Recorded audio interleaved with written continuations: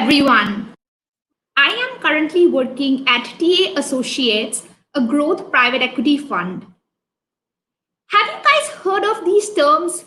Due diligence, term sheets, ROFR, ROFO, LBO, MBO, MOM, IRR, carry, LOL, SOS. Okay, I know what you guys know what is LOL and SOS, but what is the rest of the spiel? What exactly is private equity and what are these guys up to? To answer all these questions and to help us decode private equity in India, the Alumni Committee of IIM Koikor has put together before us an extraordinary panel. So today we have with us Harmanpreet Singh, multiples, batch of 2005, Debanjan Bhadury, TRG, batch of 2007, Ananya Tripathi, KKR Capstone, batch of 2008, Nilay Pratik, Samara Capital, batch of 2010, Rohit Sood, Bertelsmann India Investments, batch of 2010. Before I invite the panel to jump on screen, let me quickly lay out for you the segments for the session today. Our first segment is winning at recruitment, where we would discuss different modes of entering the private equity industry and how the current applicants can prepare themselves for these roles. Segment 2 is called winning at your job. And in this, we would discuss what does it take to excel in a private equity career. Segment 3 will be our fun rapid fire round where we will get the opportunity to ask the panel some difficult questions and make some tough choices. And segment 4 is our other diligence questions that translates to audience Q&A. So if you have any questions, feel free to drop them in the chat box and we would take them at the end. Let's start with our segment 1, winning at recruiting. I would start with Harman. Harman, welcome to the panel. Thanks, Gurnoor. Good to be here. We're pleased to have you. Harman, given multiples came for summer recruitment to campus last year, could you elaborate more on what does a PE firm like multiples look for when they recruit for campus? What can students do to prepare themselves? Sure. I think I just want to maybe start with saying that private equity is a really small industry. There are about 100 firms of note, perhaps in the country, and campus recruitment is not the primary means of sourcing talent at a PE firm. So the point I'm trying to make is the opportunities from a campus recruitment may be limited. And our campus is kind of making inroads into that right now. So if you do get an opportunity at a PE firm at the campus level, I think it is definitely worth kind of exploring. What multiples in particular, and I think any private equity in general would look at, internally we have this joke about, we want three things in a new entrant, which is maths, logic, and English. Which basically means that we are looking for obviously the core concept skills. So understanding of basic finance concepts is very, very important. I think that's table stakes to play. Other thing I would say is, have you demonstrated any interest towards building a career in private equity or investing? So that could be in the form of you personal investing, or it could be in the form of a paper that you wrote or a blog that you wrote. So something of that sort. And third, I would say is a lot of behavioral traits which are required for a good PE professional. Like intellectual curiosity is something which we look for. I mean that's one of our topmost trait that we look for. Ability to present, persuade. So softer aspects like that are also very, very important.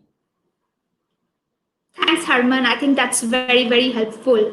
I would also like to invite Debanjan on screen to share some color with the audience. TRG came to campus for summers last year. So Debanjan, was your experience similar to Harman's here? And what are the skill sets that you think a candidate should have to be able to recruit for private equity?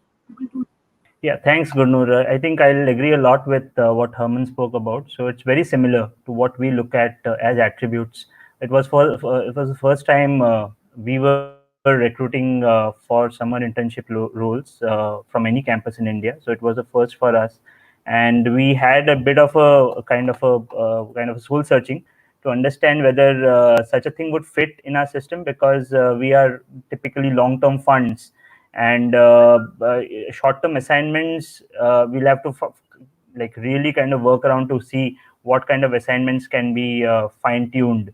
And we finally got it kind of stitched up, and we came to campus. We had in mind to pick one candidate, but I think we were three of us who had come, including an MD, and we were really kind of impressed with the level of talent that was there on campus, and we ended up hiring two. Now, in terms of the traits, I think I'll agree a lot with what Harman spoke about. But I just want to add one point.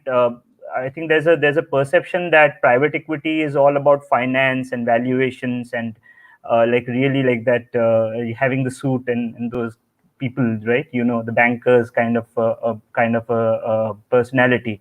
But I think a lot of us and everyone would agree is that a lot of the work that we do is not typically valuations and finance related work.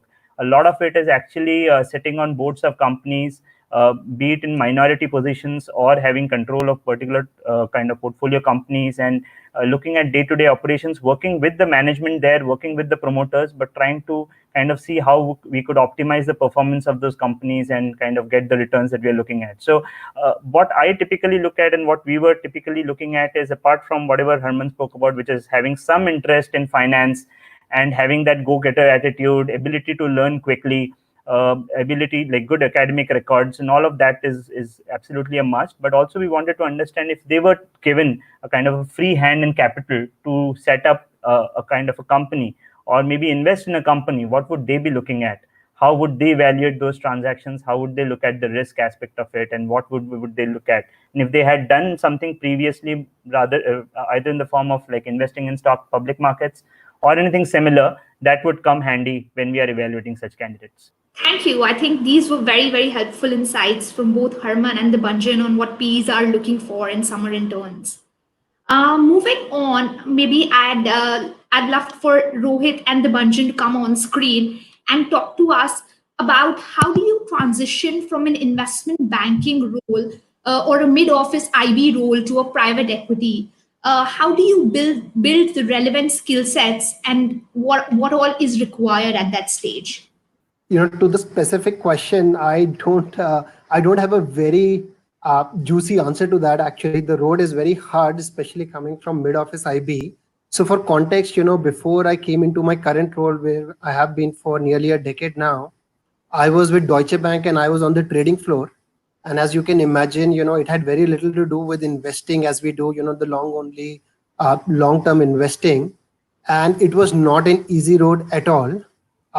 Unlike consulting, where a private equity firm itself may come looking, hunting you, or a transaction advisory role at an investment bank where you may have a network to tap into, my road was actually, very, how do I say, let me put it this way. There were hundreds of cold reach outs that I did over several months. But I think I would like to stress upon something that both Debanjan and Harman, made points earlier. It pays actually to be very ready for when the opportunity comes, across to you. As Harman said, it's a very small industry. Some people would say it's a cottage industry, and you have to be prepared when the chance comes across. So what I had to do was, first of all, display why I wanted to be in the investing role. Right? There was nothing in my current role that actually projected that. So to the points made earlier, I had to go through my CFAs, get the right, kind of training in financial modeling and other things through friends, etc., so that I can get past the interview stage. And there's a lot of discussion around that. I'm happy to actually share. I think I mastered the art of cold calling and cold reaching out. Everything that is to know, from various sources of conventional wisdom. I think I validated all of them and I did my own 2 cents. If that is of interest, I'm happy to share some tips and tricks to cold calling, but unfortunately, I do not have a very good answer to how to get into it. I think it was the sheer resolve that I really wanted to get in. It took me actually quite a long time to make that into.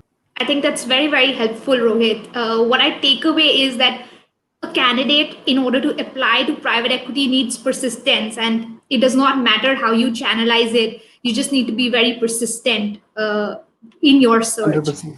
Jin, over to you. So I would agree a lot with what Rohit mentioned. So for me, I didn't have any finance background prior to my MBA. So I'm an engineer, and I worked for 3 years in L&T and Infosys. But then while on campus, I developed a strong kind of keen interest in finance, and I got recruited by JP Morgan in their IB support team. So one thing which I thought was worked in my favor in terms of my transition into private equity was the fact that I tried to work with as many teams and take up as many assignments as I could. It's very difficult to differentiate yourself. You need to be a hustler. You need to be good at what you're doing. You need to be good in your basics for sure. That's a hygiene factor. But I think what is most important is what has worked in my favor all through my career is I have tried to work with as many kind of directors and teams and geographies as I could, and that had worked in my favor. So when I was in CRG, which is JP Morgan's IB support team, I used to work with Hong Kong, Singapore, and Australia offices. And when this particular kind of opportunity sprung up, which was in the Singapore team, I raised my hands, and it was like the people I was working with, they got absorbed into the fund when it got set up in 2007, 2008. And I was the junior most in the team, but I got an opportunity to get into private equity fairly early. So I think there's no secret sauce. You have to be in the right place at the right times. But what is there in our kind of control is that we try to take up as much as we can, keep our learning curves really steep by taking up as many assignments as we can, and like really be a hustler. That's what kind of makes a difference in my view. But I think another point which I want to just kind of highlight here, which is the second part of your question, is how does an IB profile differ from a PE profile? I think that's very critical. IB, as we know, sell side, as we call it in our parlance, it's you do a lot of deals, you chase a lot of deals, you pitch a lot of deals to buyers, sellers in the market, right? So there's a lot of breadth in what you do. You at any point in time, you're working with some 15 transactions, trying to pitch to various clients. However, in a PE background, in a PE or a buy side kind of a role, you are very particular as to what your mandate is, what your ticket size is, which are the sectors you want to look at, what are your strict no's. Like you're very kind of clear. It's like a razor sharp thing. What you want to do, what you want to kind of get your hands in, and therefore the level of research and the level of analysis and the level of due diligence that you do in the buy side is significantly more detailed than what you would do in an IB role. So, for example, I'll just quote typically discount rates. It's very simple, but there are thumb rules that we used to use in IB when it came to discount rates. Operating toll roads, one discount rate; under construction, higher risk, slightly higher discount rate. But when we came into a private equity kind of a setup, you need to know each and every number and each and every determinant in that discount rate to understand where it is all coming from. So I think private equity is more deep, and IB or sell side is more broad in terms of how we look at it. Absolutely, very well put, Debanjan. Just to add my 2 cents here, I think when you're doing IB, you're looking at the world with rose-colored glasses. All you need to think about is sell, sell, sell. And in a buy side, you need to question everything, every word that the promoter is telling you. I think that's one stark difference that I felt during my transition. So I hope these answers were helpful to all you investment bankers out there. Now let's do the consultants some justice. We will have on screen Nilay, who would help us navigate a career from consulting to private equity. Hey, Sure, Nilay. Gurnoor. Hi. Okay, so consulting to private equity, and that's the path that I followed. I spent about 6 years post campus in a boutique consulting firm, and from there switched over to a PE fund where I am still there. So when we are looking at consulting to private equity, one maybe needs to take a step back and see what is it that consulting firms and consulting teams do, and how do they do it, and then kind of try and overlay with what is it that PE guys do. So consulting companies typically, if a one-line summary is that they help in problem solving, whether it is a problem of growth, whether it's a problem of, say, entry into new markets, declining profitability, organizational issues, sales force issues, product issues, etc. So it's all about solving those problems or helping their clients solve those problems.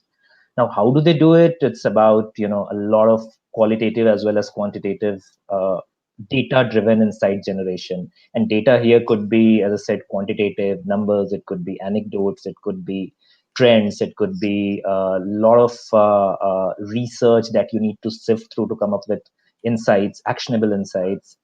Working closely with, let's say, the sponsor or the management team of your client.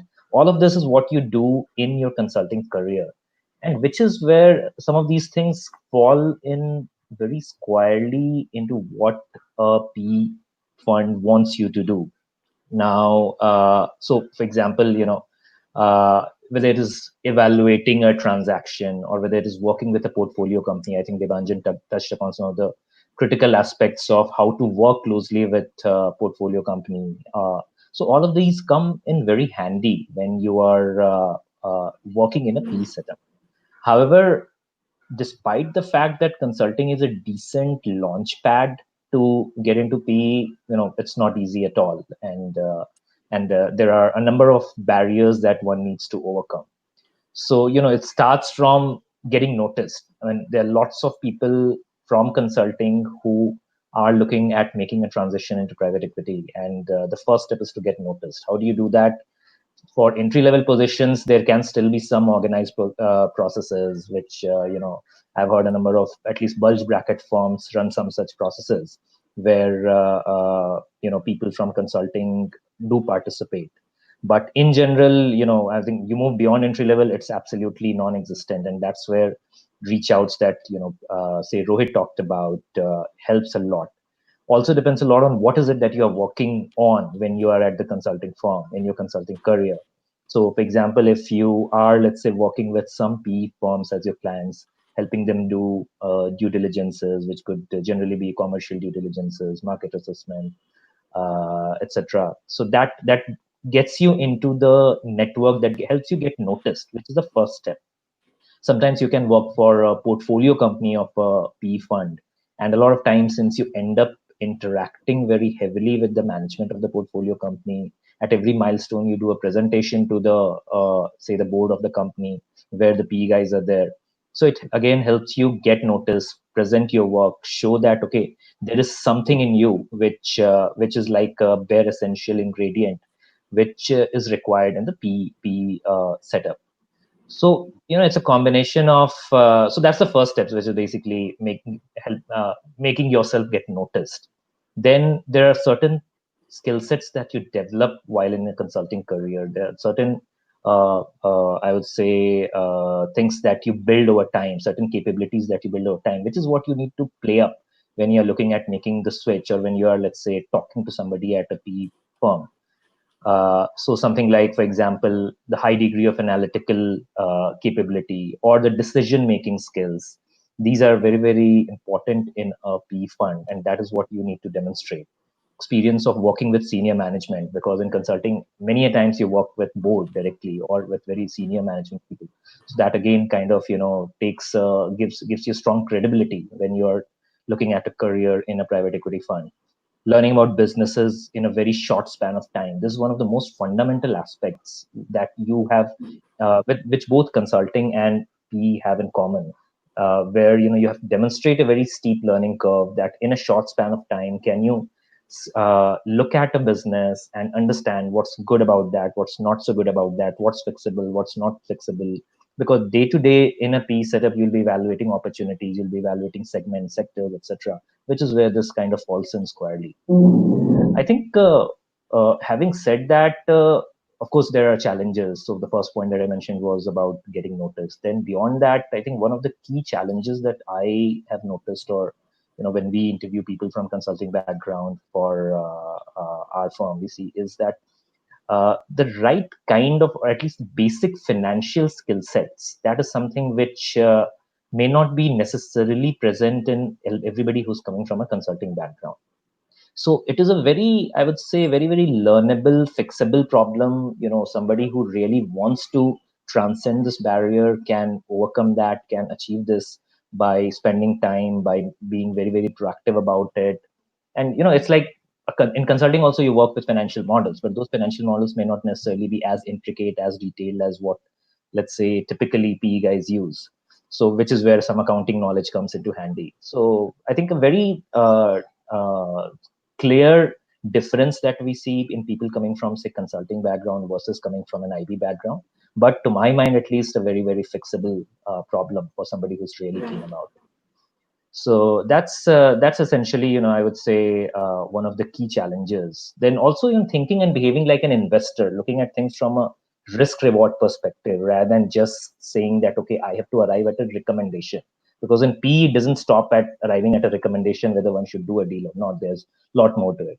So using the risk reward framework, using, for example, let's say if you are in consulting, you are working on a number of these say capital allocation projects, which is where you have to take on the hat of, let's say, an investor rather than a corporate event guy. So essentially, in a nutshell, I think that's what a consulting to a PE journey means. Right, very helpful, Nilay. Thank you for sharing your experience.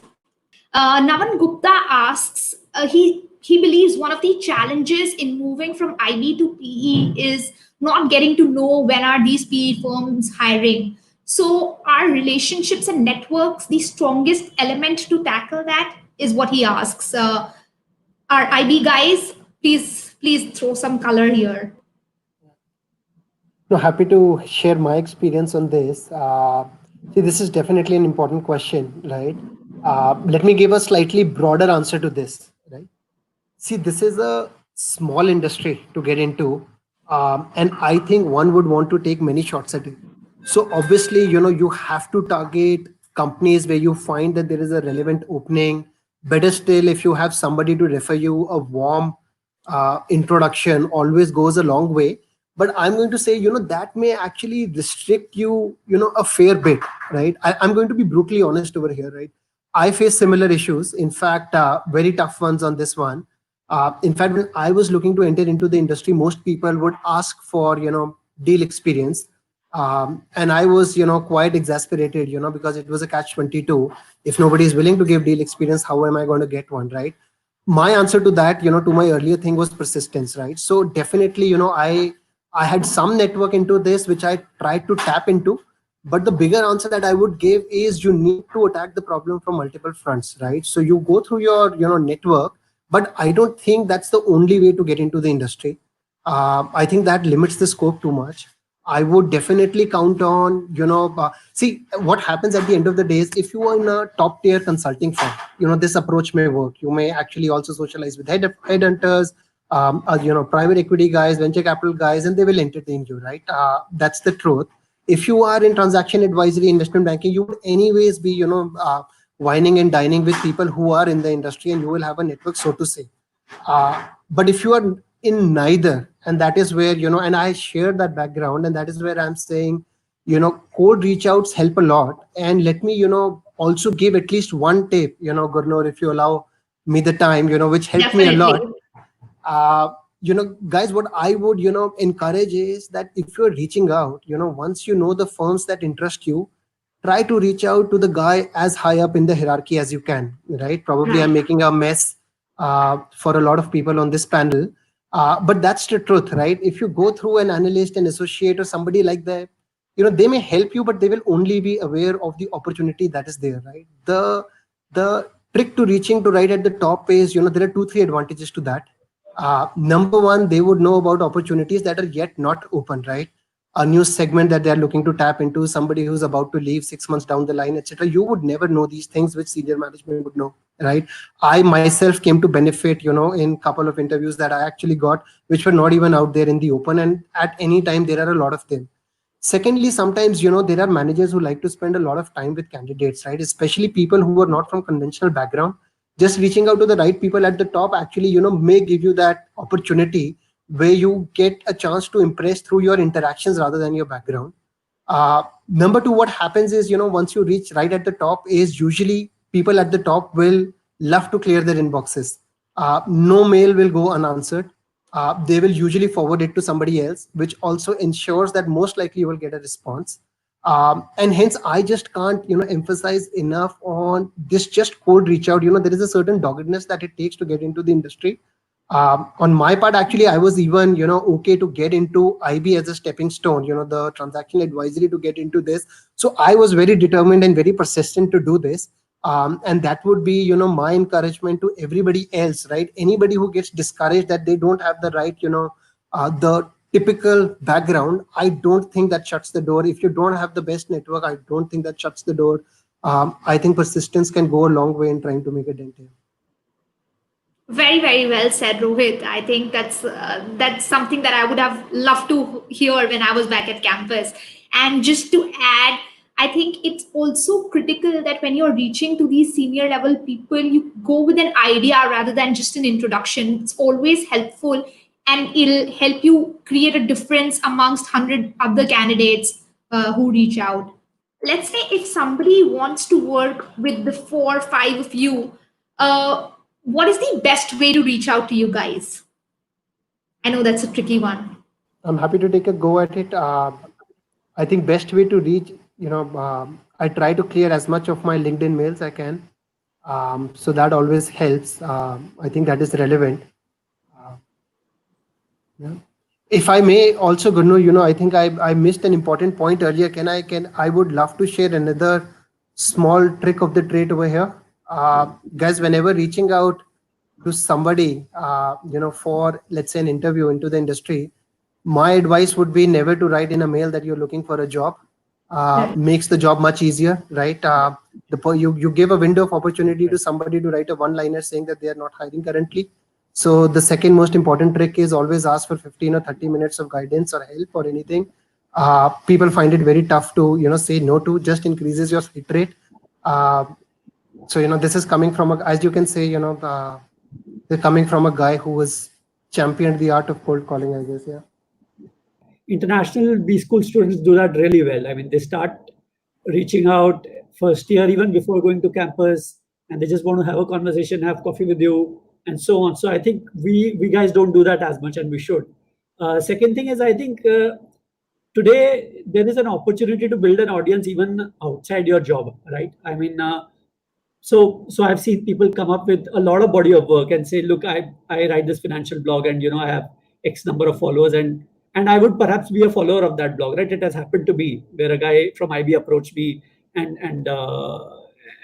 he had written a blog which thousands of people followed. So today there is an opportunity for guys to show that you are interested, that you have what it takes, and probably present that body of work to the guys. So it can go a long way in kind of not compensating for that, not having that network, which we don't have because we are still a young institute.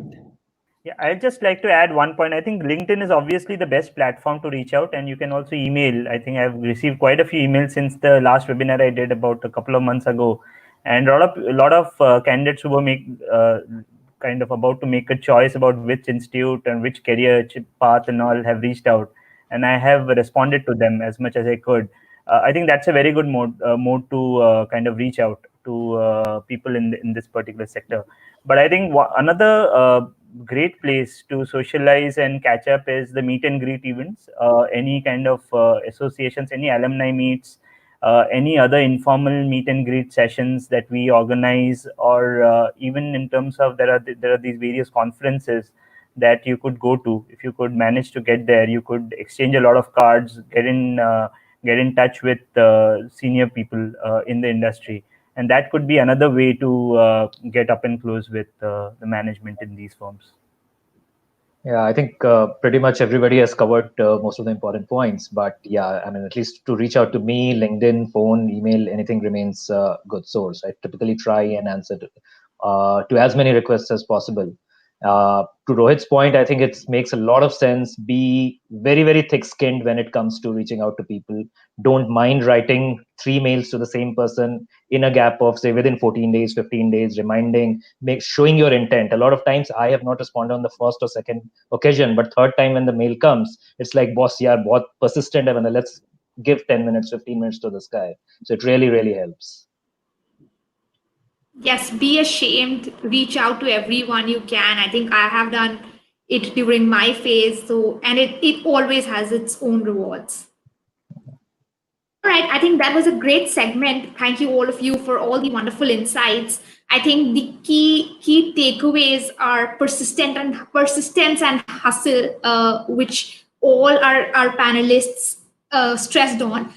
Grab as many opportunities as possible, and of course, acquire the financial skill set that you need for the job. Moving on, let's start with segment two, which is winning at your job or how to excel in a private equity career. Harman, I'm going to start with you again.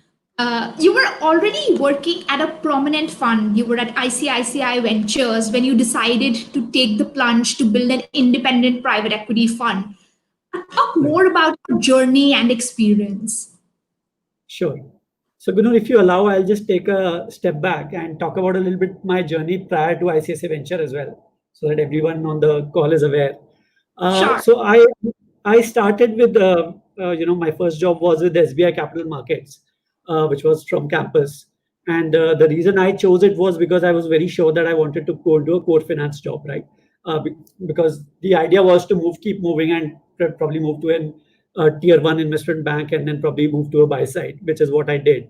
I did a small detour with CRISIL, which was a 15 months stint there, and really learned a lot. And ICICI Venture in 2007 was kind of recruiting for its mezzanine fund, and they wanted somebody with a credit background. So it was really happenstance that in 2007 was a time when there were a lot of opportunities as expansion happening in the PE space, so which is what allowed me an entry. So I spent 3 years there, and when Renuka quit in 2009, I joined her in 2010 to kind of as the third or the fourth employee of multiples. So my journey, I think, frankly, has been very enriching. I didn't anticipate to be frankly on the buy side at all, because I didn't plan it. I didn't have the perspective at that time that you could go into the IB first and then you could probably enter the buy side. For me, it was more about one, I was very sure I wanted to be on a core finance side. Two, I think if I was not satisfied, I felt it was okay to kind of move, right? I switched 3 jobs, and my third job was ICICI Venture, my fourth job was multiples. So I felt it was okay. And the other belief I've had is that if you if you probably want to move up the ladder, you have to take a risk somewhere. So that probably 1 or 2 calculated risks in your career probably have the biggest payout. And for me, that jump from ICICI Venture, which was an established name at that time, to multiples, which had not even raised its fund, was that risk. At multiples, I would say, I think, so I'm a very curious person, and I love to kind of learn new sectors and spaces. I think that is, I would attribute that to my initial success at multiples. I developed a reputation of being a thinking person who has original views and so on. So that really helped. At some point, I also realized that you have to express those views, and you have to do it in a manner. If if you have differing views, it's okay to express those, and you have to do it in a manner where people don't feel offended by it, right? So respectful disagreement is something, again, which is very close to one of the values which I hold close to my heart. So that was, I think, helped me kind of keep my relationships, yet have a original voice in the room, which is why people used to kind of look at me and ask, what does Harman think? Third, I would say, is that now that the role has grown, and now it is much more about sourcing and so on. The feedback that I got, and which I kind of acted upon, was to really make sure I'm building my relationships for the long run, right? So it is really small things, and people misunderstand what networking is, and they think about meeting new people. Networking is not about meeting new people, right?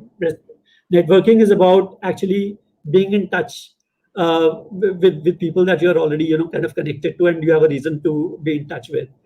Secondly, basic etiquettes, right? Basic things like replying to emails on time, saying no when you saying no quickly, and not taking up the other person's time. So one of the things in our industry is that people don't say no to deals very quickly. So I realized that that was not something which I wanted to do. So I think all those things have kind of helped me grow. I think your question was also around difference between a domestic fund and an international fund, which is where. So I feel that my firm being a local firm, what has really helped me is that I know all the decision makers are in the room itself, and you know the thought process, you know what is going to work. You have the ability to influence them offline as well, and so on. So that's really the key difference, I would say, between a domestic and an international. Thanks, Harman. That's very, very inspiring, and thank you for sharing your journey.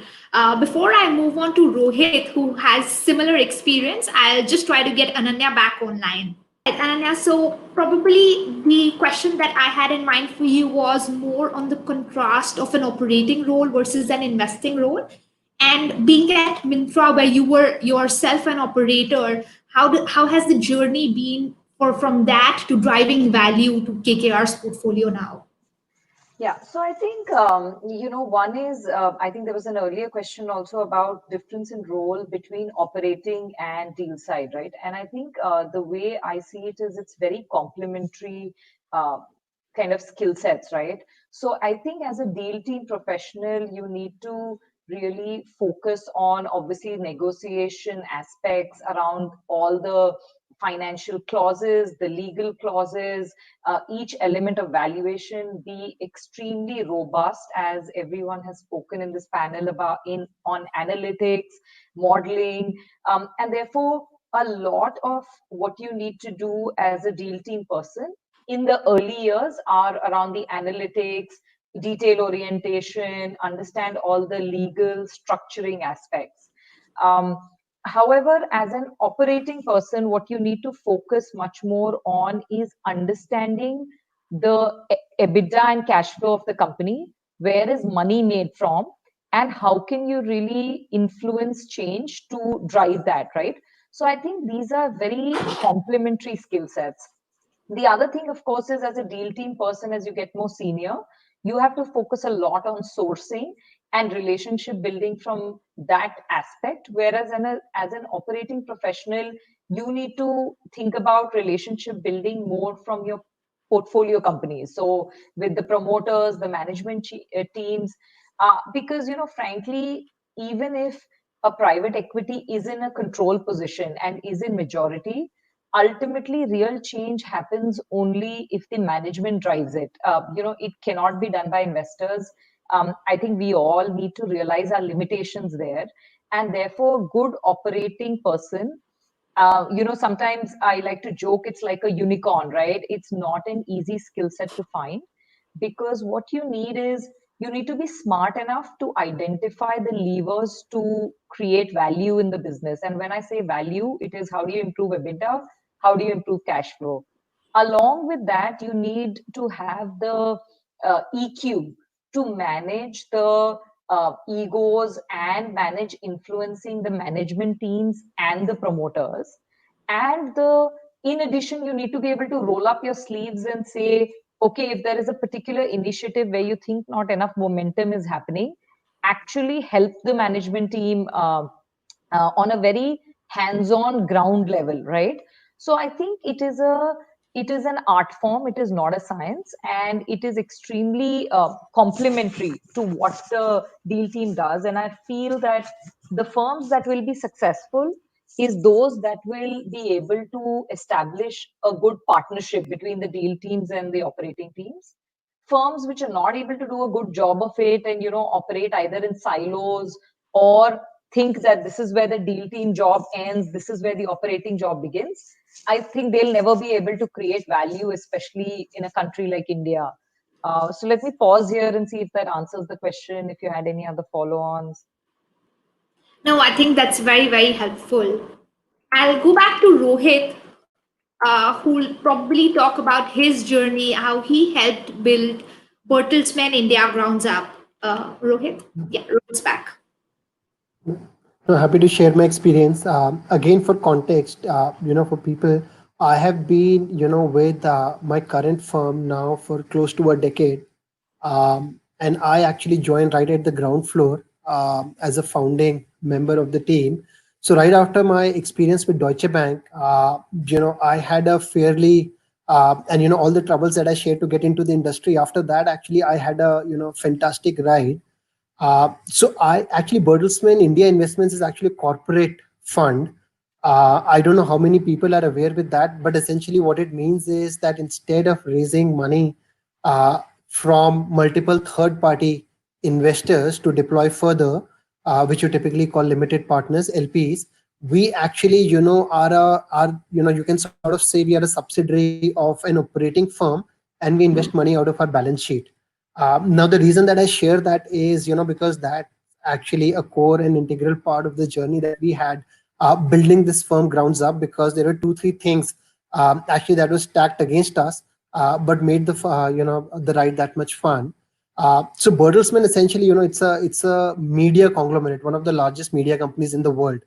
Um, and fortunately or unfortunately, a lot of people in India also know about that. So what happened was, so first of all, when we were starting the fund, we were posed with many questions. It was a very entrepreneurial journey. We had started similar funds in other parts of the geography, and everywhere, the teams had chosen to go very, very early.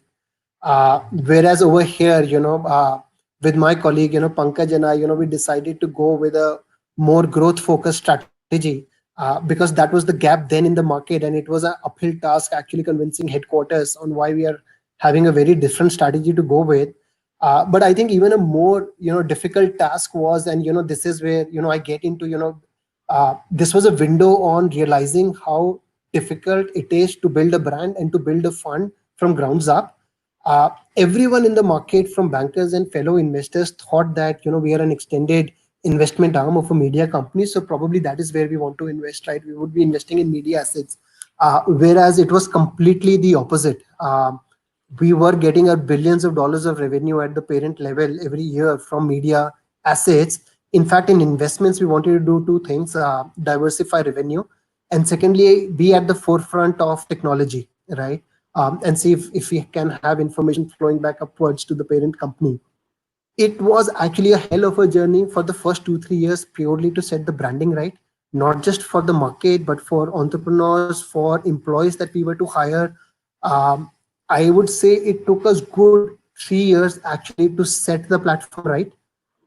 And after that, what it took was a very clear strategy on what we are going to target. So similar to any entrepreneur, we uh, said, try to see if we can carve a niche for ourselves in growth equity, where there were very few people, and what we are going to stand for. uh, and then try to be disciplined about it. And I can't stress enough about discipline, because various market timings, really test your resolve on, where you are playing in the market. um, I think that was a second crucial part to the journey. um, and then the third one that I would say is, just the learnings that you get from reiteration, right? So I would say it, very honestly, I can raise up my hand and say it probably took us 4 to 5 years to get our act together, figure out exactly what's working and what's not working, and then doubling down on it. I think, over the last 7 8 years that, we have been investing, I can say that now for the last 3 years, we really have a playbook to go about the business. But it really is something to, build a fund up from scratch, when no one knows what you're about. Next, that I have in mind we should cover is Ananya's journey. How did she transition from McKinsey to managing her own P&L at Myntra and now heading KKR Capstone in her current role? Ananya, what do you think were the skill sets that you built over your previous two stints which are helping you now? Yeah. So, again, I think I've been fairly fortunate, to have an opportunity to be part of, so far three big journeys, right? I spent about 7 years at McKinsey. I was very fortunate to join Myntra when it was still quite small and see the growth journey. And now, of course, I've been 18 months at KKR. If I reflect back, again, I never had a prediction or, unlike some of my other fellow panelists, unfortunately, I didn't have the clarity of thought saying this is where I want to be. I wish I did. I do think I got quite lucky along the way. But, I think the skill sets which have helped me in every role is what I learned with my early years at McKinsey. First is, you need to be able to understand numbers from not just analytically, but what makes money. So you need to be able to disaggregate the EBITDA and free cash flow of a company. you'll be surprised on how many senior leaders in out there, either PNL heads, sometimes even in private equity investments, sometimes even in consulting, don't have this base skill set.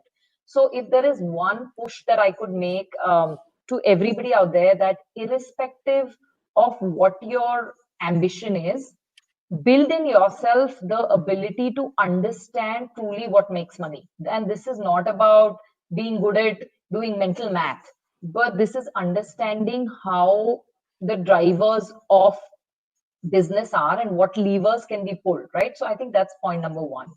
The second thing, in addition to that, as a skill set, is just being able to work with people.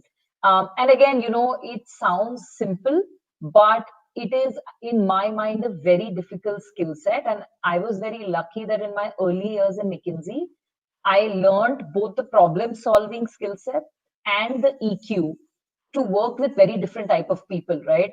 So how do you influence different type of people? How do you take people along? How do you influence change and show a vision to people? And that, I think, helped me as a consultant. It helped me as a PNL leader. It helps me now when I try and convince promoters and management to do things which they may not be fully comfortable with, right? So I think for me, if you break down everything and say, actually, it doesn't matter whether you want to be in private equity, you want to do well in consulting, whether you want to be a great PNL leader, it's very important to have only two things, frankly. Understand how money is made and know how to work with people and be able to kind of influence them, right? Sounds again very simple, but extremely rare for people to have even one of these. It gets very rare for people to have both together, right? And if you have both together, that's a winning combination in any set. Just, I think, for people to know, again, I think while what helped me again was what people call as networks.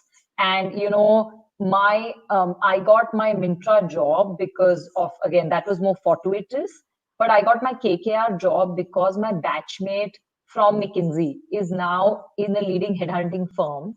And he had thought of me as good and reached out for the role, right?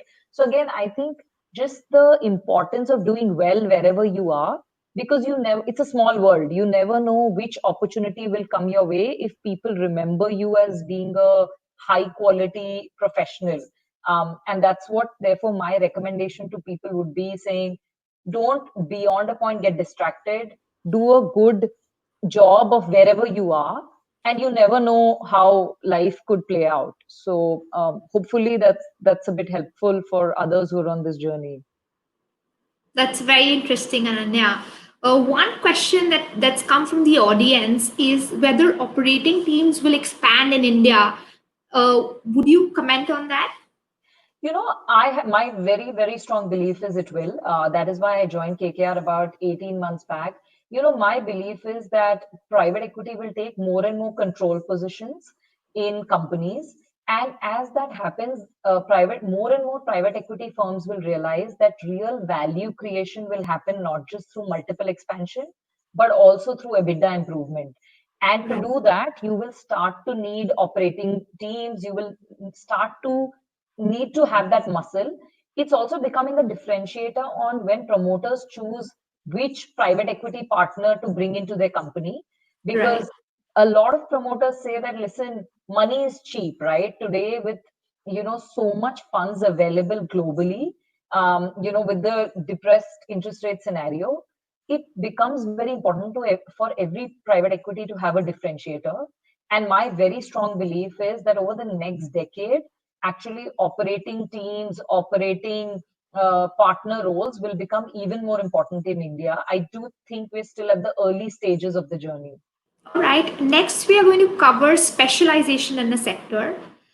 We have Debanjan, who focuses on infrastructure investments. Nilay covers business services and consumer.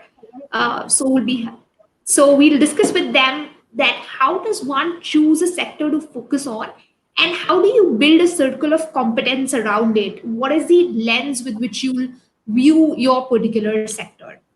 So, see, I think sector specialization, in all honesty, I think normally funds do not want sector specialists, at least at the junior levels. People want, funds want somebody who's a little bit more generalized, who has experience across a few sectors, and that's a good starting point. And one of the key reasons behind this in India, especially, is because here there you'll hardly find funds which are very, very sector focused, except maybe, and I know Debanjan will talk about it, but unlike, let's say, US, where you have, because the market itself is so deep that you can afford to be a fund, you're $1 billion, $2 billion fund investing only in one sector, which in India is difficult, except maybe for, let's say, an infra or a real estate focused kind of a situation.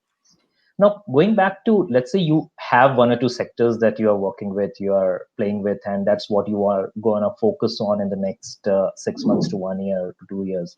How do you really build your skill sets or capabilities in that sector? It's about starting off from what are the segments in the sector, what is it that makes sense. Let's say consumer. So consumer in itself is not a sector. I mean, to my mind, it's a theme, because consumer includes so many different things. It can include things like, say, packaged food services, household products, personal care, apparel, footwear. I mean, there are n number of sectors. There can be direct plays, there can be derivative plays on consumer. For example, packaging is like a derivative play on consumer, though with maybe very different nuances.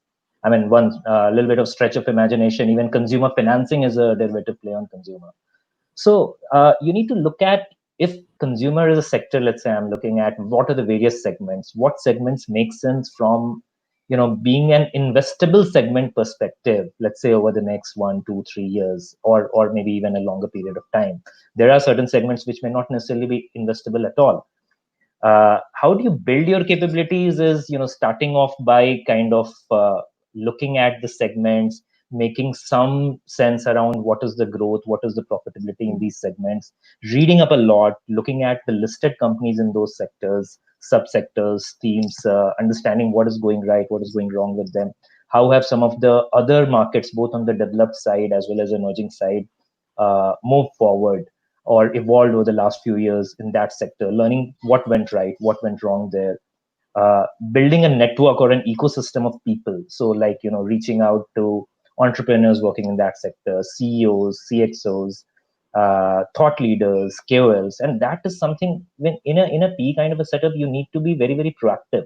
So if I am working on a sector, nobody's really going to ask me every month how many, let's say, management interactions I did, or how many key opinion leaders did I reach out to or talk to. I need to keep on doing that day in, day out, to build my capabilities in that sector and to help me sharpen my investment thesis in that sector. So that is how you normally go about, building your capabilities in a sector. Yeah, so my experience, again, it was not my choice to be in infrastructure. Actually, it just happened. It was fortuitous that I could get an kind of a entry into the buy side fairly early in my career. And I think over a period of time, even to start with, I think it was the first foray by JP Morgan into emerging market infrastructure. We were an Asian infra fund. So again, as Nilay mentioned, for junior, I was the third employee and the junior most, and then everyone joined subsequently. But as a start, I was required to look up at every possible sector except two negative list sector, which was totally barred, which was tech and banking.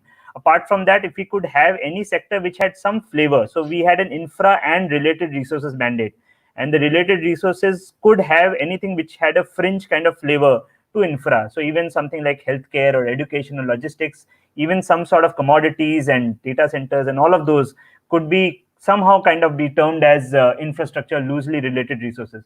So again, initial part of my career with the fund, I was required to look at a lot of sectors, understand those sectors ground up. So it was a lot of kind of heavy lifting in and a lot of steep learning curve. But over a period of time, I think the thesis that JP Morgan came from when I started off with the JP Morgan platform, they had done a lot of infrastructure in OECD markets, in the US particularly, and the markets are fairly well defined. The contracts are watertight. Infrastructure, the basic definition is that you have long-term concessions, long-term agreements, and therefore you have a fair good of visibility on the cash flows, and that helps because then you can kind of take those bets which has a certain amount of risk-reward profile. And you typically can build very large funds around infrastructure because that's the rule of the game, because there's so much of capital required in every kind of infrastructure setup in any country if you look at it. So I have been fairly interested, right, like as I got into infrastructure, that was by chance, but over a period of time I have looked at a lot of geographies. Again, as I said, I was fairly flexible in working in a lot of markets, unlike a lot many of my colleagues who wanted to be kind of get deeper into the kind of sectors and geographies they were looking at so that they could develop their networks there.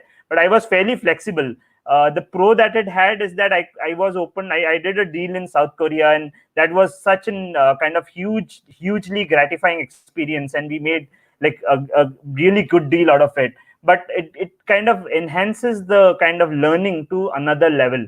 So I would say infrastructure, again, the flavor is slowly shifting. I think sector specific funds are dwindling, although there are a lot of these private equity firms which are having certain platforms. So there's a platform for logistics, platform for renewable, platform for say education, healthcare, and so on and so forth. So those are springing up, but I think a sector focused fund per se dwindling to that extent when we are looking at emerging Asia, because the risks are heightened when you are just focusing on a single sector. Understand. That's very helpful. I think there's an audience question that's come up, which says that if you develop an understanding of just one sector in depth, is that not better than working on multiple sectors? Yeah, so maybe I can go first again. I think, see, building sector expertise capability is definitely required. It's not that it's not required. When you spend a couple of years in a PE fund, you need to be the master of, let's say at least one or two sectors. You can always say that the other 8 sectors I have not worked on, but those 2 sectors you need to know everything in and out, maybe as much as or maybe more than what, let's say, somebody who spent 20 years in that sector knows. So that is required, and that helps because that shows the level of work that you do or you have done in that particular sector.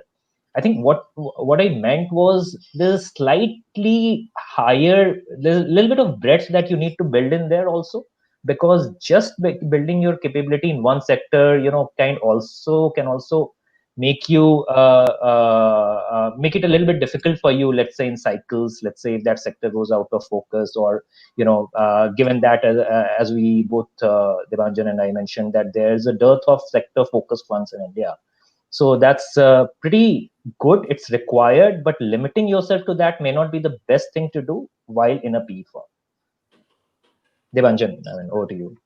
Sure, I totally agree with Nilay. So basically, you have to work on the cycle. If you are sectors focused, you have to get in at the right time, and exit at the right time. If you're caught on the wrong side of the cycle, you are caught up, And I think infrastructure is a slightly different ballgame, or real estate for that matter. Although in India or in emerging Asia, it has been a fair bit of challenge because the contracts are not watertight, the agreements are not honored many a times, or the implementation risk is fairly high compared to when we look at developed markets. But I think it's a sector which is not going to die off, because that's kind of a foundation for any economy to grow. Although the tech funds and the clean energy, for so to speak, or even roads, the other like the other platforms which are there in education, healthcare, and so on and so forth, e-commerce and digital, that will obviously be the next growth engine. But when it comes to infrastructure, and where there is a huge dearth of infrastructure, particularly in emerging Asia, I see there's a lot of requirement of capital. And if we are, even if you want to be focused in a particular kind of vertical, maybe infrastructure, I think to have like various allied sectors also kind of in your ambit, so that you have you can be flexible when the tide turns against you, So, and across geographies too, if you have the wherewithal to work across geographies, across teams, it just gives you that bit of wriggle room in case the tide doesn't work out in your favor. Thanks, Debanjan. Nilay, I'd request you to stay on screen as we move to the next topic of discussion, which is just understanding different styles of investing. how does a professional evaluate investments differently in, let's say, growth and buyout stages? Okay, so and a very interesting question, I would say, especially in the current context. See, buyouts is something which is picking up in India. I would say picking up in the Indian markets, and as Ananya was saying, this is something which we see to be picking up or picking up in flavor over the next decade quite significantly. We as a fund at Samara emphasize a lot on buyouts, though we continue to do both minority as well as buyout investments. But there's a natural skew on buyouts, and I'll tell you why that's happening. Uh, there's a lot of control element that comes into picture, and that is why it's called as a control investment when you do a buyout investment. And obviously, it's not without challenges, and I'll come to that. But your whole ability to have a very focused approach on a very concentrated portfolio of, let's say, a few companies increases significantly when you do buyout investments. So that's where you are buying out a majority stake, sometime all the way up to 100%. Taking over the control from the erstwhile owners immediately or gradually over a period of time, including bringing in a management team to run the show again, either immediately or over a period of time, and so on and so forth. And if you look at developed markets, again, I think private equity there is a lot more about buyouts than about minority investments. At the same time, now specifically to your question, that what is the lens one needs to adopt while evaluating those investments? See, in minority investment, it's a lot about A, your sector call getting right, and B, about that particular promoter or asset being aligned to you and being able to deliver or create value for you.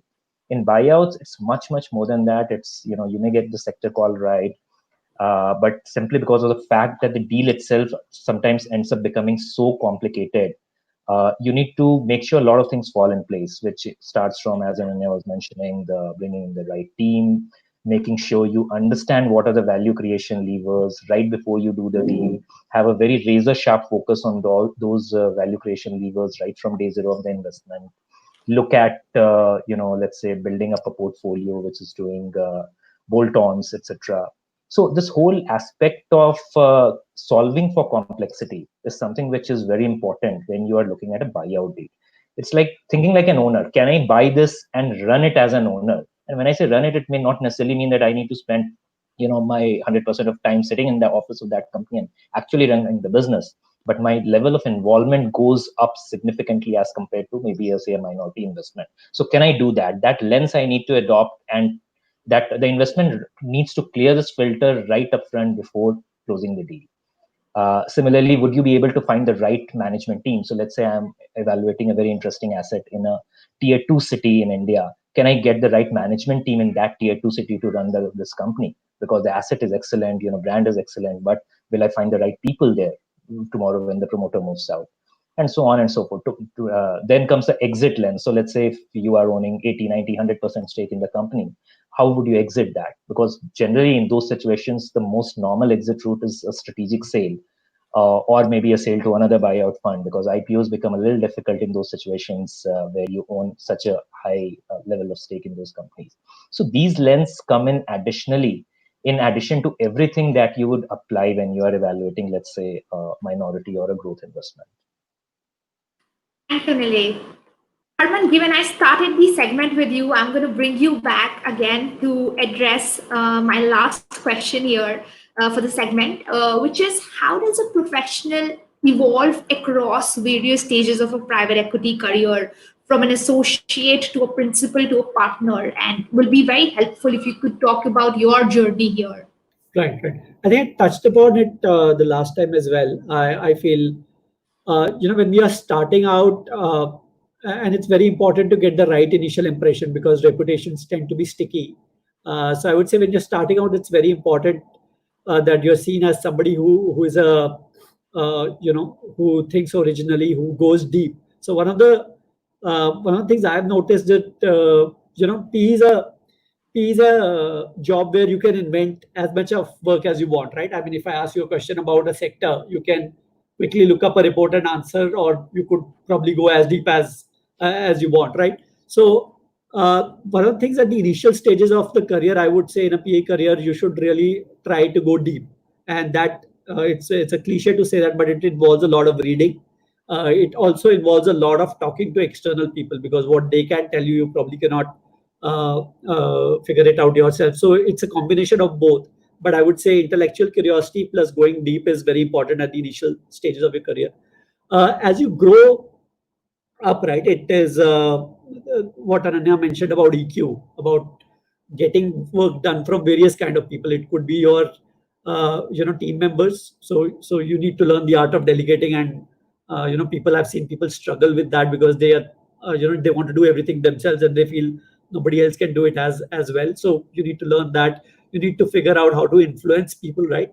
So if you're sitting on a board position in a minority situation, it's probably much more difficult to get the management to do that if you don't have the right persuasion skills. So that becomes a lot more important as you grow up. Third, I would say is as you present cases to your IC, it is very important as to how you lay out that investment thesis. What is the commercial logic, or like Ananya said, what makes money in that industry? You need to be very, very sharp about it. So yeah, those are the things I would say. And probably at a partner level, it's a lot more about sourcing, about keeping long-term relationships, and selling your own fund, because money is the ultimate commodity, right? So your money is as good as mine. So how do you kind of convince a promoter to take money from you? Because the one that you want to give money to probably doesn't, probably has other options. So that kind of becomes very, very important as you move up the ladder. Thank you. I think a lot of associates currently at private equities would find that very, very helpful. So thank you for sharing that, Harman. All right, so now we are at the fun part, which is our rapid fire. Harman, I'm going to spare you this time. You're not going to go first, because I have already done that to you multiple times. Maybe we start with Debanjan first. For all of you who do not know this, Debanjan is a singer with 1 lakh followers on his YouTube channel. And the IMK anthem that you've been humming to, it has been composed by Debanjan. All right, so I have a timer here. We are going to spend 60 seconds with the rapid fire for each of you. I'll start with Debanjan. You can. I'm going to test you on how many maximum answers you can give us. All right, so if you're ready, shall we go? Okay, yeah, I'm ready. All right, just resetting the tab, and we'll start. How would you explain what you do to an 8-year-old? I take money from someone, give it to someone, and when it's ripe, I take it back and give it to whoever I took it from. All right. If you could have dinner with one of these, who would you pick? Henry Kravis, Steve Schwarzman, R.D. Burman, or Kishore Da? Kishore Da. All right. A sector that you would never invest in. Cyclicals. One book that you would recommend to everyone. I am more into self-development, so I would say The Secret. Oh, very interesting. What is the single most important question that you ask in an interview? If you didn't have the constraint of money, what would you do? Would you set up a business? Which sector? How do you evaluate? All right, your time's up. You got 4 questions. Next, we'll move to Rohit. And let's see how many you can do, Rohit. All right. Shall we start? Yeah, why not? Zoom call or personal meetings? Personal meetings. If you weren't a PE professional, what would you be? Unfortunately, a banker. What is the thing you like most and least about your PE career? The most interesting is that the most intelligent people, take pains to explain things to me, which is a lot of fun. The least interesting thing is that you have to say no to so many entrepreneurs that you really like. What is your single most important question that you ask in an interview? A good reason why we should not hire you. One investment that you evaluated and wished you would have done. Big basket. Favorite investor? Oh, can it be international? Andy Yes. Radcliffe. He's retired now, though. One book that you would recommend. I'm not much of a reader. I would say *Sapiens*, but if I can go with the podcast, I would say *The Knowledge Project*.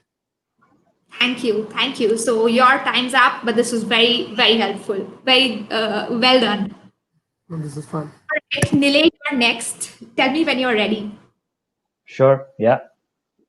All right, let's go. If there were no limitations on your check size, would you have invested in Geo?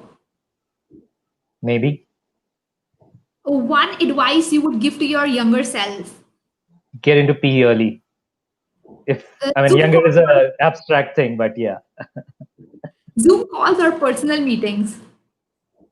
personal meetings any day. How would you explain what you do to an 8-year-old? Wow. Okay. I buy and I sell. One COVID resistant sector that you would like to invest in. Wow. Tech. I mean, some part of tech. All right, that works. A sophisticated entrepreneur with good marketing skills versus a desi promoter, but on top of his numbers. That's a tough one. Desi promoter. I would say. All right, your time's up. Those are some great answers in there, Nilay. All right, Harman, you're next. Shall we? Yes, shoot. How would you explain what you do to your 7-year-old? I think Debanjan said it well. I take money from people, give it to somebody else, and take it back when it's grown and give it back. All right. If there were no limitations to your check size, would you have invested in Geo? Tough one. Probably. One investment that you evaluated and wished you would have done. Yeah, I passed on Flipkart. What is your single most important question that you ask in an interview? So I usually ask, what do your friends say about you? If you weren't a PE professional, what would you be? Hopefully, an entrepreneur. It's never too late. We'll see about What that. what is the thing you like most and least about your career? So most, I think it's a very intellectually interesting job, right? It's there's never a dull moment. The thing I don't like about it is probably the results take a lot of time to come back, right? I mean, you invest and you probably have to wait for 4 or 5 years to see how it panned out. So it could be a little more exciting, I guess. Public market is more exciting. All right. I think these were some interesting answers that we got from you guys. Great job, everyone. That was the end of rapid fire. Moving on to the next segment, what we call other diligence questions or audience Q&A. And I see my chat streaming with questions. So I'm going to take this one by one. First one, to Harman's last point. For someone who loves investing and wants to build a career in that, how does one decide between public and private investments? Are there any differentiating skill sets that are required? Yeah, I think it's about what you like doing more.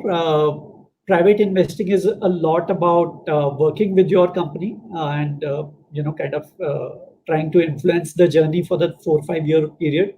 Uh, so promoter relationships is a much bigger element of private equity than public investing, because in public investing you can probably take a call to enter and exit, and the promoter won't even know it. So that's very important. So if you enjoy working with companies, trying to see what improvements can be made, working with entrepreneurs, then private market is probably better. Can I add to this? Sure, Rohit, go ahead. So I have absolutely zero experience in investing in public markets. Never done it personally, but I think I would like to highlight one point, because I think a lot in our audience are looking at private equity as a potential career opportunity. And I think one thing to keep in mind is, there are two things about this industry which may or may not fit your style of working. Number one, you need to be able to work with very limited, you need to take decisions in very ambiguous environments, right? You will never have complete information. And this would, I would imagine, very, very different from public market investing. So you need to, find your mojo doing this. But number two, more importantly, I think, in private market investing, it may take years and years, to get a feedback on, how well you are doing. And my wife is a trader, and the joke internally is, my wife knows every second how much money she makes. And I tell her that, I'll let her know in 15 years whether I was any good at my job or not. And some people probably may not be able to, cope with this, right? So you need to have an aptitude for this kind of a thing. All right. The next question we have in there is, what would it take to move from a comparatively smaller sized fund to a larger fund? That is, if you, and is that something that you guys would advise? Yeah, again, it's a bit philosophical. If I may see, I don't think there is a right or a wrong answer to this. I think it's more about what do you prefer? Would you rather be a big fish in a small pond, or a small fish in a big pond? And there is a certain charm to both, right? Probably being in the bigger pond on day one gives you that shot to be a big fish in a big pond, right? Probably that's a easier path towards that ultimate glory. But if you are in a smaller fund but have more of a say, it can somehow also, sometimes it can bring the best out of you, because you get a much wider, canvas to express yourself, right? A much, longer leash also to make mistakes and learn your own way. So there are pros and cons to both. Again, I would put it more on aptitude, to be honest, over here. Would love to see what others have to say about this. Yeah, I think just maybe to add to what Rohit said, see, it's also about generally the larger funds would look at maybe larger ticket transactions, which implicitly come with a little bit of more of structuring, may not necessarily be restricted to say only equity or long only, a little bit more of say cross-border transactions. So some of those flavors start to come in, and one needs to start building those capabilities, those skill sets, when somebody is looking at, let's say, transitioning from, say, a smaller, maybe a homegrown Indian fund to a larger bulge bracket fund. So those are things which one needs to work on. I was just trying to add to what Nilay and Rohit said. So a large fund is all about systems and processes, whereas a small fund is a lot unstructured, and you need to carry on a lot of hats and do a lot of things. You'll be involved in operations, like day-to-day kind of tracking in terms of wherever, like you have intermediary holding companies, you'll have to call up and get the board resolutions passed and this and that. A lot of kind of logistics that you need to work, and because it's a very small setup. Whereas in a large firm, you'll have systems and processes, you'll have a long list of what to do, what not to do, and it's a journey. But yeah, both has its pros and cons. But I think at some point in time, a large fund always kind of helps in order to get you that kind of big profile, So yeah. So I would just say probably the factor to consider is people that you get an opportunity to work with. That's much more important than being a small fund or a large fund. So if you like going to work, if you like the environment, you're working with smart people surrounding you, I mean that's probably a better factor to take a decision. That is a very interesting thought. The next question that we've got is, if we can probably speak about the work culture of a private equity. What is our work-life balances? Okay, so there's no life in the first 5 years, 3 to 5 years. There's no life, irrespective wherever you are. Be it private equity, investment banking, marketing, you should not think about life first 5 years. Okay, so that's the foundation. And then after that, you can think about a bit of life, and you can integrate your work with your life in some way, and then have some more kind of focus. So that goes for any sector, and the same goes true for same holds true for private equity. The only thing is, it's very gratifying to be in private equity, because you get to go deep into some of the sectors, and you really work up and close with certain companies, with their promoters, with the management. In control deals, you kind of work to kind of turn around operations or get the cash flows in place. It's a lot more exciting. You are like a captain of a ship in that case. So, but yeah, first 5 years, no life, only work. I think just to add to what Debanjan said, maybe it also depends a lot on where you are working and how you are taking things in. Because I think, as some of us mentioned, it's a lot more about being proactive yourself and driving yourself to do more and more work, let's say building capabilities, learning new things. So the more time you spend there, the more gratifying it would be. But at the same time, you'll have less and less time for your other things, so-called, life. So while the fund or the people around you may not necessarily push you to do that so much, but if you end up doing that, it's ultimately helping yourself, and that's where the balance strikes. I think the other thing is that it's also cyclical. If there's a deal which is quite advanced, up there, then you end up spending a lot of time on it, and that's where it's like, you completely forget what is a weekday, weekend. You completely forget day versus night. But if it is a slightly lean phase where you are doing more of research, there's no deal which is, let's say, in and around diligence or post diligence, then it's still much more manageable, I would say. We've got a very specific question which says, are 80 to 100 hours a week normal? Would love to get your reactions there. I think it's very firm, specific, but I've never heard anybody work 80 to 100 hours on the P side. That's one of the pitches we make to people who we hire from IBs. Yeah, it's probably always better at the buy side in terms of work life. But I'll just add, one very interesting thing that somebody senior told me when I was joining multiples.